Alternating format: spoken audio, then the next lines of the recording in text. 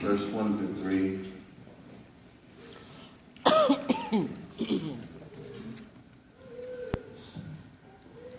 Book of Exodus, chapter number 16, verse 1 through 3.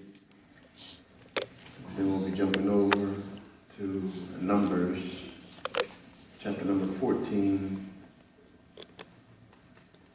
verse 1 through 4. Exodus, chapter number 16, verse 1 through 3. Then we'll jump over to Numbers, chapter number 14, verse 1 through 4. It's always great to see the Beardens in the house. Amen. Amen. That's our buddies. Exodus, chapter number 16, verse 1 through 3. Then we will jump over to Numbers 14, 1 through 4. And I really don't think I'm going to be before you too long today. The Lord had put something in my spirit just to say quickly, amen. Numbers 14, 1 through 4, Exodus chapter number 16, verse 1 through 3. We're going to begin our reading in Exodus. When you have it, say, have the word. Have the word. And they took their journey from Elim, and all the congregation of the children of Israel came unto the wilderness of Sin, which is between Elim and Sinai, on the 15th day of the second month, after departing out of the land of Egypt. And the whole congregation of the children of Israel murmured against Moses and Aaron in the wilderness. And the children of Israel said unto them, would to God we have died by the hand of the Lord in the land of Egypt, when we sat by the flesh pots, when we did eat bread to the full. For you have brought us forth into this wilderness to kill this whole assembly with hunger. Turn to Numbers, chapter number 14, just one book over, 14, 1 through 4. And it reads, and all the congregation lifted up their voice and cried, and the people wept that night. And all the children of Israel murmured against Moses and against Aaron and the whole congregation, and said unto them, would God have died in the land of Egypt, or would God have we died in the wilderness? Wherefore hath the Lord brought us into this land to fall by the sword, that our wives and our children should be prey? Were it not better for us to return into Egypt? They said one to another, let us make a captain, and let us return to Egypt. Just turn to your neighbor and say, neighbor, don't go back. Don't go back. Don't go back. Don't go back. When the Lord started giving me this, he didn't give me much in the way of content. All he kept saying in my spirit is, just tell them, don't go back. Don't go back. So the sermon itself may be light in content, but it's strong in message. Amen. Now, when we talk about don't go back, we understand that the Republican primary is now coming to a close. We see our Republican candidates jockeying for position, trying to win voters over. One of the ones that was the most polarizing is none other than Donald Trump, who is now leading the Republican candidacy. His key tagline is, let's make America great again. But when I listen to the tagline and I listen to his policies, the two just don't seem to match up. Amen. Because he says, let's make America great again, but his policies are opposite of making America great. When he begins to talk about building a big wall between the United States and Mexico to keep out the immigrants, when he says make America great again, never have we had a wall like that. When he talks about shipping 11 million Mexicans back, I've never seen in the history of America where we have done that.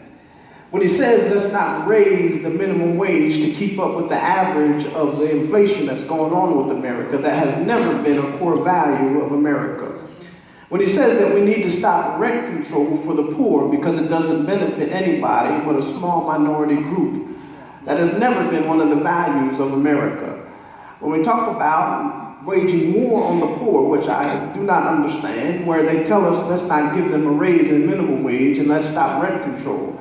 But yet we spend more money on corporate subsidiaries than we do on poor people.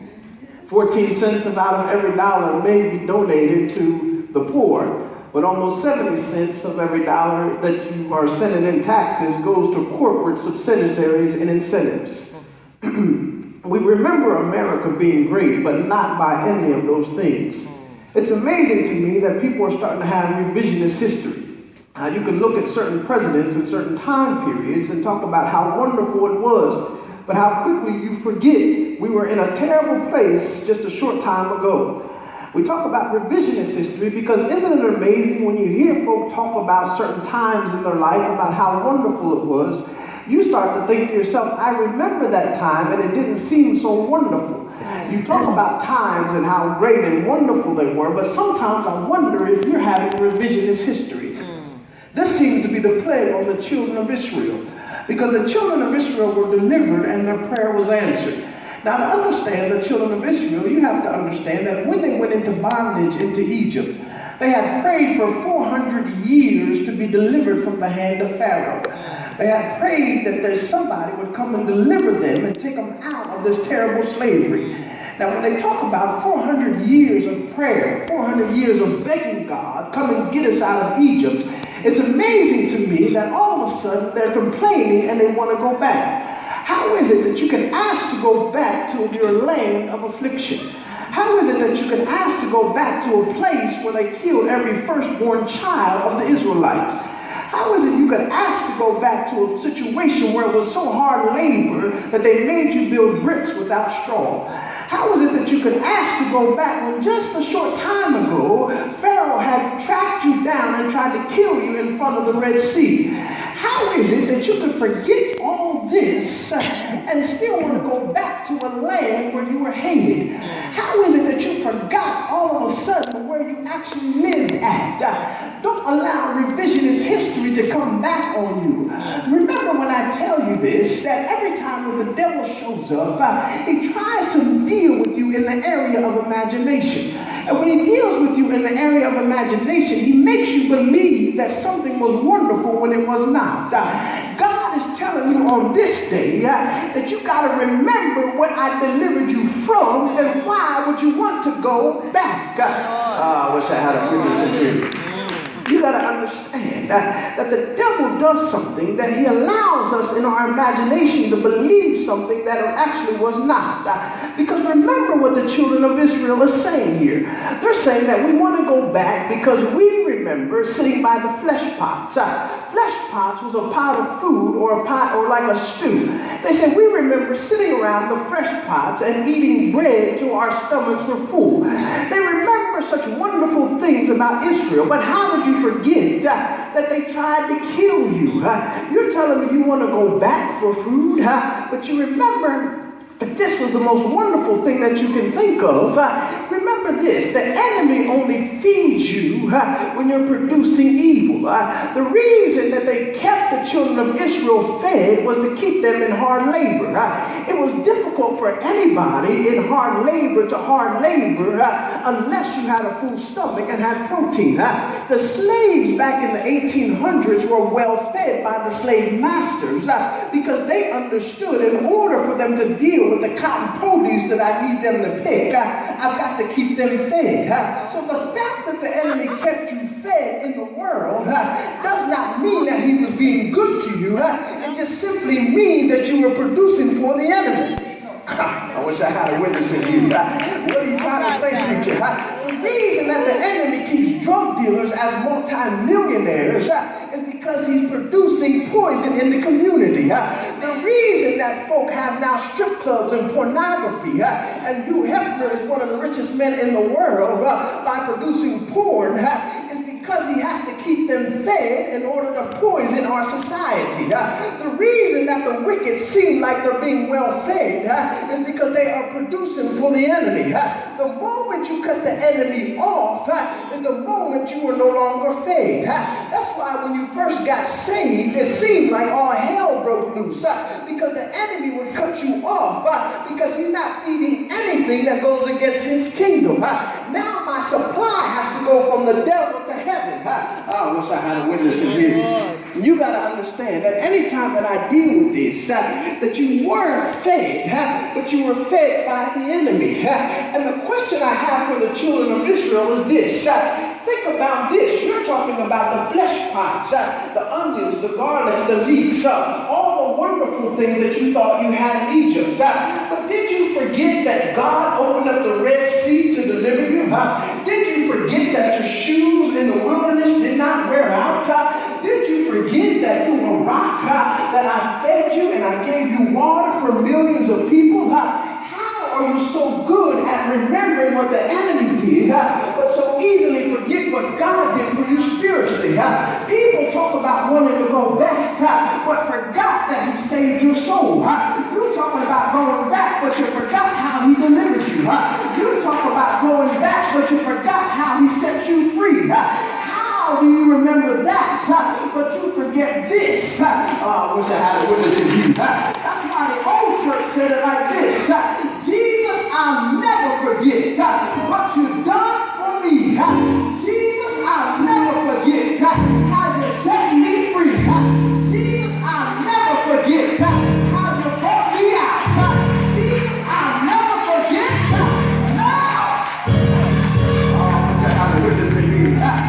Somebody better grab your neighbor and tell them, don't go back.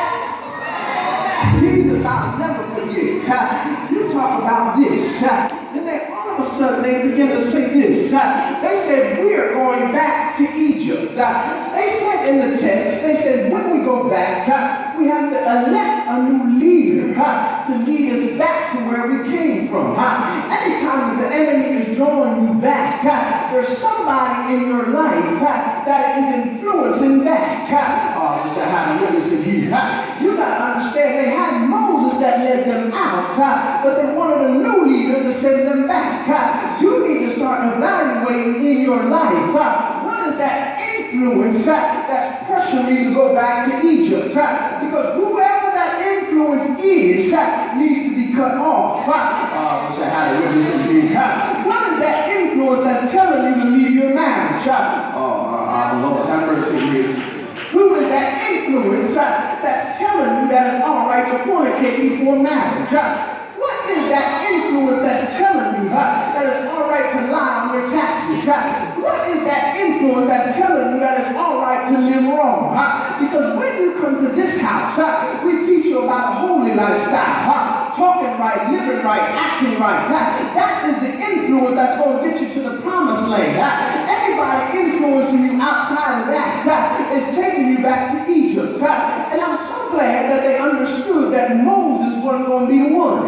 They said instead of trying to influence Moses to take them back, they said we got to find somebody else. Because anytime that you have a true inspiration in your life, they won't lie to you to get you to make them like them. I wish I had a witness of you. This is why it's so difficult to connect the older generation with the younger generation. Because when we deal with mothers and we deal with fathers, they want to lead you to the promised land. But the younger generation only wants to hear what they want to hear. If I tell you there's death in Egypt, don't get mad at me. I'm trying to lead you to the promised land. If I tell you don't go back, don't get upset with me. Now, what did that generation do? They rose up and they fought against Moses, the deliverer to the promised land. Don't fight against the individual that is trying to take you where you need to go. That's why I ask God continually, Lord, why are you taking away such influential people in the body of Christ? We need to hold on to these leaders because if they don't tell us what we want, at least they're telling us the truth. I wish I had a witness in here.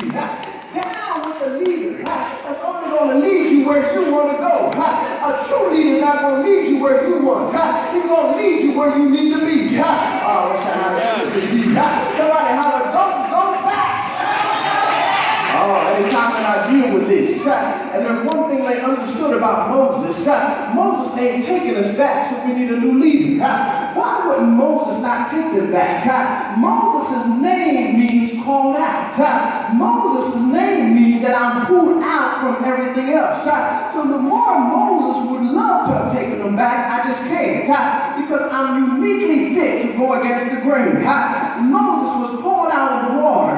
When they set him on the raft, he was pulled out.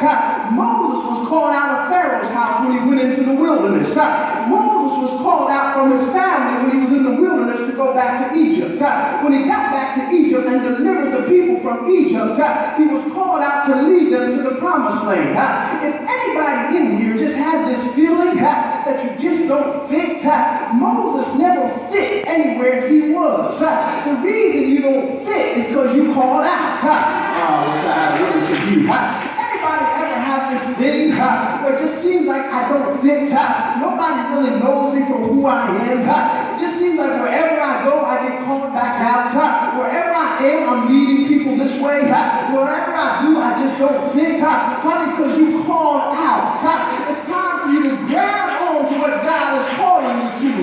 Tap the neighbor and say, you don't fit because you called out. So you don't fit because you called out. It makes you unique. I don't think like everybody else. I don't act like everybody else. My idea is a little counterproductive to everything that everybody else wants to do. I'm just crazy enough to believe that I'm a superstar. I'm just crazy enough to believe that God's got me in a different area. I'm just crazy enough to believe that I can walk against the grain. If God called me to it, I believe it can come to pass. And the problem with leadership now is we're afraid to be outside of the mainstream. But we need some leaders to stand up and say, whatever you do, Lord, let me be the one that does your will. I know it's not popular to call an all-night prayer meeting, but Lord, let me do that. I know it's not popular to pre-praising you when everybody else is sitting down, but let me do that. Whatever it is, God, let me be the called out. And the problem is everybody wants to fit where they want to fit. Well, you're doing it, I'm doing it. The problem is we ask too many questions. When God calls you to something, you want to ask, well, what do you think? And what do you think? And can you pray with me about this? And can you pray about that? Honey, you don't need to pray anything and figure out what everybody else thinks. Democracy is not what we're calling for when it comes to God's will. It's not up to popular vote if you're going to be great. Honey, if you walk in it, it shall come to pass. I wish I had a witness of you. Somebody holler, go back. You got to understand, I feel like I'm a called out one because I just don't seem to fit. You have to understand the children of Israel has made a big mistake that most of us do. The question is, why would you want to go back? The reason I want to go back is because I'm familiar with it. Familiar don't always mean better. I wish I had a witness of you. Familiar does not always mean better. I remember I was listening to a counselor and he was telling me this. He was saying that I was trying to counsel a married couple. The one wife was raised in a terrible situation. Mother was a drug addict. Father never came around. She said that when she got saved and got married to another young man who was raised in church, he said, I don't know how to deal with her. Even though that we're both saved, when things are going all right, she'll just create chaos. She began to weep and say, I don't know why I do this. She said, I know nothing's wrong, but I just create chaos. The counselor said the reason you create chaos is because that is what you are familiar with. You dwell in chaos because that's all you've ever known. So you want to make the situation familiar to what you grew up with. But he told her familiar is not always better. God says when I show you something different, don't disregard it just because it's different. Familiar is not always better. Honey, familiar tried to kill you. I wish I had a witness of you. You better understand that sometimes we oftentimes fall into that trap. I remember working for MDNA, and they're going in a new system when I worked in the fraud division. We used to work off these systems, and we'd be able to track people down. You know what I'm talking about, Jay. We track people down on the systems. They all of a sudden came with this new system. They did a whole campaign around it.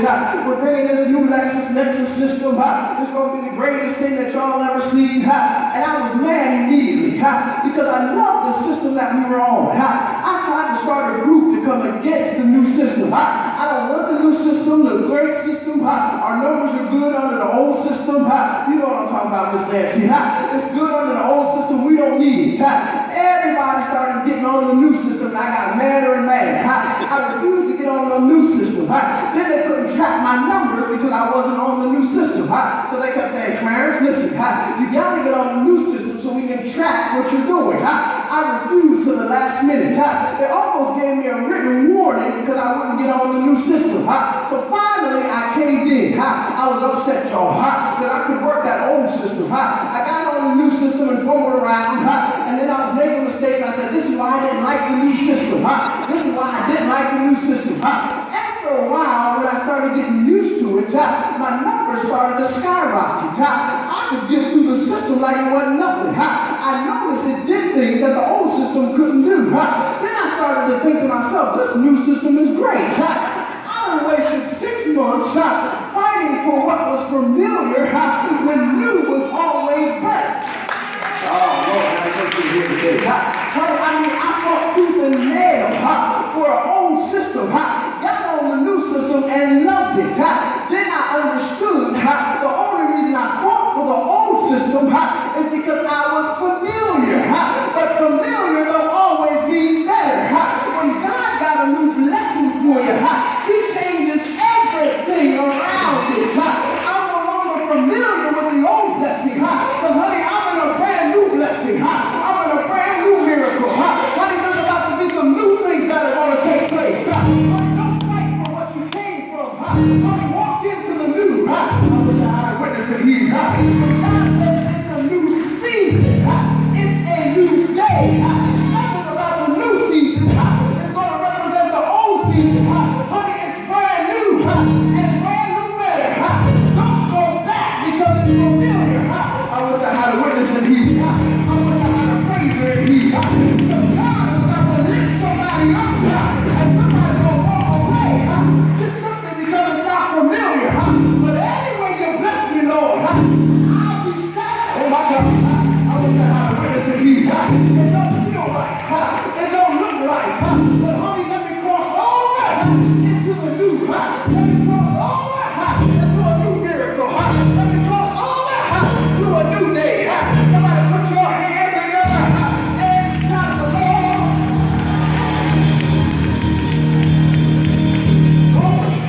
Glory, hallelujah. I wish you would tap your neighbor and tell your neighbor, don't go back.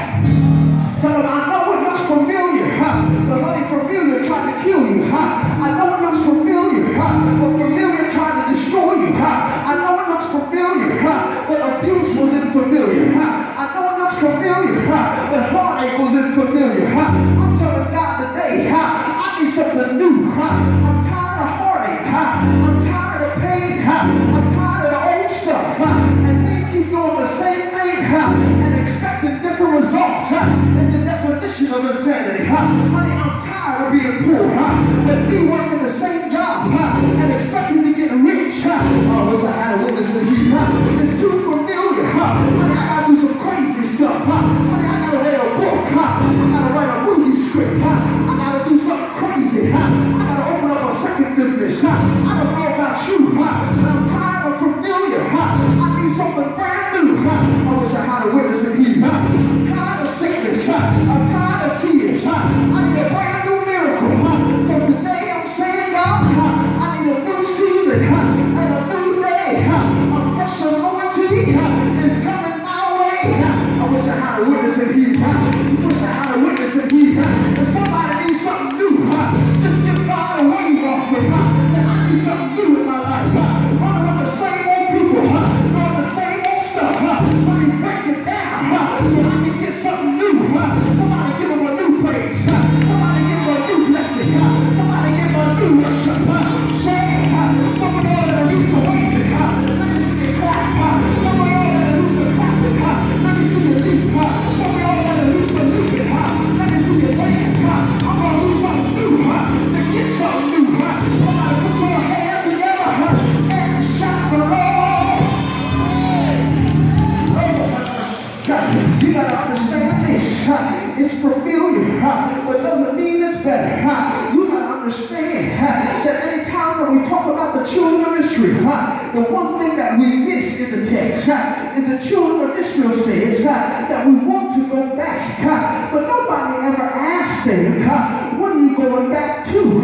Because unless you weren't there, the 10 plagues decimated Egypt. What are you going back to? Because the water is now turned to blood. What are you going back to? Because frogs have now infested Egypt. What are you going back to?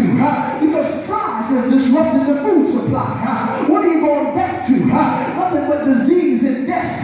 You forgot that God decimated your environment to get you out. Now you want to go back to the environment that was literally destroyed to set you free. I wish I had a witness in here. But here is the problem with delivered folk. Delivered folk have no responsibility for their deliverance. This is why delivered folk love to get delivered. That's why you understand that if I'm caught in something and the deliverer comes and pulls me out, I thank you, deliverer, but I had nothing to do with my deliverance. The responsibility was on the deliverer. That's why folk love to be delivered. If I call a prayer line and I say deliverance is here, everybody would run up. What comes next after deliverance is responsibility. And responsibility is not on the deliverer, it's on the deliverer. This is why we get delivered and go back. We get delivered and go back. Get delivered and go back. Because eventually you got to understand, deliverance is on the deliverer, but staying delivered is on the delivered. I wish I had a witness in here. This is why we are struggling with the young church, because you keep saying give it, and we saying do it. You saying give it, we saying do it. You ain't always got to come up in prayer line, but you got the power to pray for yourself. You ain't always got to call somebody. You know Jesus for yourself. Stop putting so much pressure on the deliverer, because honey, when you are delivered, you're supposed to turn around and deliver. I wish I had a witness in here. But the problem is you keep going back, and that means I got to get delivered again. Honey, you know that kind of man. Why you keep going back to him? The face may change, but honey, the person didn't. Personality did not. I wish I had a witness in here. Why you keep going back to that state of depression? Why you keep going back to that same heartache? Why you keep going back to that same conversation? Why you keep going back to that same mess? I don't understand folk, especially in this 21st century. I see y'all fighting each other on Facebook, only to fight again next week with the same person on Facebook. Have you